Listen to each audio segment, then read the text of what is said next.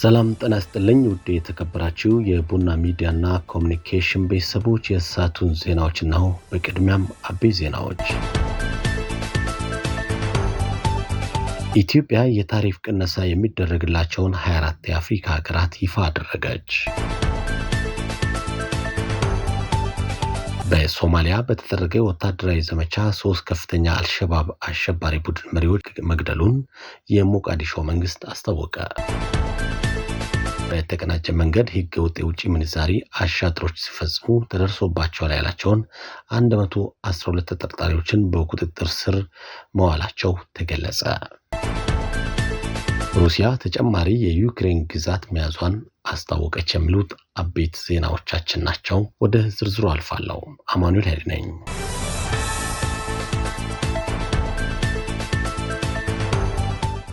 ኢትዮጵያ በአፍሪካ ነጻ የንግድ ቀጠና ስር የታሪፍ ቅነሳ የሚደረግላቸው ሀገራትን ዝርዝር ይፋ አደረገች። የኢትዮጵያ ጉምሩክ ኮሚሽን ግብፅን ጨምሮ በቀጠናዊ የገበያ ትስስር ለታሪፍ ቅናሹ ብቁ የሆኑ 24 የአፍሪካ ሀገራት ይፋዊ ዝርዝር ለሁሉም የጉምሩክ ቅርንጫፍ ጽሕፈት ቤቶችና ለጉምሩክ ኢንፎርሜሽን ቴክኖሎጂ ልማትና አስተዳደር ማዕከል አሳውቋል ተብሏል። ከጸደቁት አባል ሀገራት በሚመጡ ዕቃዎች ላይ ውሳኔ የተደረሰበትን የታሪፍ ቅናሽ ተግባራዊ ማድረግ እንደሚጀምርም መመሪያ ተሰጥቷል። በዚህ መሰረት የታሪፍ ቅናሽ የሚደረግላቸው ከምስራቅ አፍሪካ 7 ሀገራት፣ ከደቡብ አፍሪካ 8 ሀገራት፣ ከሰሜን አፍሪካ 4 ሀገራት፣ ከምዕራብ አፍሪካ 3 ሀገራት እንዲሁም ከመካከለኛው አፍሪካ ካሜሩን ይገኙበታል ተብሏል።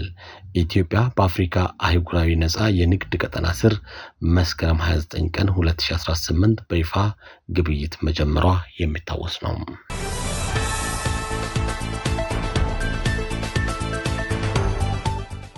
በሶማሊያ በተደረገው ወታደራዊ ዘመቻ 3 ከፍተኛ የአልሸባብ አሸባሪ ቡድን መሪዎች መግደሉን የሞቃዲሾ መንግስት አስታወቀ። ከተገደሉት መካከል በባኩል ግዛት በሚፈጸሙ የሽብር ጥቃቶች ቀንደኛ አቀነባባሪው ሞሐመድ አብዲ ሞሐመድ ኑር ይገኝበታል ተብሏል። የሶማሊያ መንግስት እንደገለጸው በባኩል እና በይ ግዛቶች በርካታ ንጹሃንን የገደለው ሞሐመድ በቅጽል ስሙ ጎፈው የተባለው ግለሰብ በአባል መንደር በተደረገ ልዩ ዘመቻ መገደሉ ነው። ይኸው ወይም አቡ ካሂሊዲ እና ሸሪፍ አሚር የተባሉ ተጨማሪ ቁልፍ የአሸባሪ ቡድኑ አባላት በዘመቻው መገደላቸውንም የሞቃዲሾ ወታደራዊ ኃላፊዎች አክለው ተናግረዋል። የሶማሊያ መከላከያ ሚኒስቴር አልሸባብን የመመንጠር ዘመቻው ተጠናክሮ የሚቀጥል ሲሆን ቡድኑ ጨርሶ እስካልጠፋ ድረስ ሰላም እንደማይኖር በመግለጫው አመልክቷል። አናዶሉ እንደዘገበው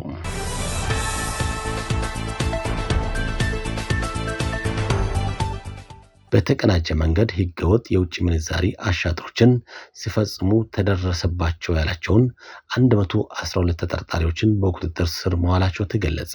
የብሔራዊ መረጃና ደህንነት አገልግሎት ከፋይናንስ ደህንነት አገልግሎት ከኢትዮጵያ ፌዴራል ፖሊስ ከክልል የጸጥታ አካላት ጋር በመሆን በህብረተሰቡ ጥቆማ በፋይናንስ አሻጥር ላይ በተሰማሩ አካላት ላይ ስምሪት መደረጉን አመልክቷል። በዚህም 112 ኢትዮጵያውያንና የተለያዩ የውጭ ሀገር ዜግነት ያላቸው ተጠርጣሪዎች በቁጥጥር ስር መዋላቸው ተገልጿል። ከህገወጥ ተግባሩ ጋር ትስስር የነበራቸው 519 የባንክ አካውንቶች መታገዳቸውንም የተለያዩ ኤግዚቢቶች መያዛቸውንም ተጠቅሷል። ህገወጥ ኋላዎች፣ የገንዘብ ዝውውሮች፣ የውጭ ምንዛሪ ስራዎች፣ የግብር ስወራዎች፣ ህገወጥ ገንዘብን ህጋዊ የማስመሰልና ሌሎች ተመሳሳይ ወንጀሎች በሀገር ኢኮኖሚ ላይ ከፍተኛ ጉዳት ሲያስከትሉ እንዲሁም አሸባሪዎችንና የታጠቁ ቡድኖችን ለመደገፍ ሲውሉ መቆየታቸውንም አመልክቷል። ሩሲያ አንድ ተጨማሪ በምስራቅ የዩክሬን ግዛት የምትገኝ መንደር መያዟን አስታወቀች። በሌሎች 3 የዩክሬን ግዛቶች የሚገኙ የኃይል መሰረተ ልማቶችንም አውድማለች። የሩሲያ መከላከያ ሚኒስቴር ዛሬ ባሰራጨው መግለጫ በምስራቃዊ አካባቢ የምትገኘውን ቮቪች የተባለችውን መንደር መቆጣጠሩን አስታውቋል። መንደሯ ቁልፍ ወታደራዊ ጠቀሜታ እንዳላትም አክሏል። በዩክሬን በኩል ግን የተሰጠ ማስተባበያም ሆነ ማረጋገጫ አልተገኘም። የዩክሬን ጠቅላይ ሚኒስትር ዛሬ በቴሌግራም ገጻቸው ባሰራጩት መረጃ ደግሞ ጠላት ያሏትን ሩሲያ በ3 የተለያዩ የዩክሬን አካባቢዎች የሚገኙ የኃይል መሰረተ ልማቶችን ማውደሟን ማስታወቃቸውን ዶቼ ቬለ ዘግቧል። የሰዓቱ ዜናዎች ይህንን ይመስላሉ። አማኑኤል ላይ ነበርኩ። ጤና ይስጥልኝ።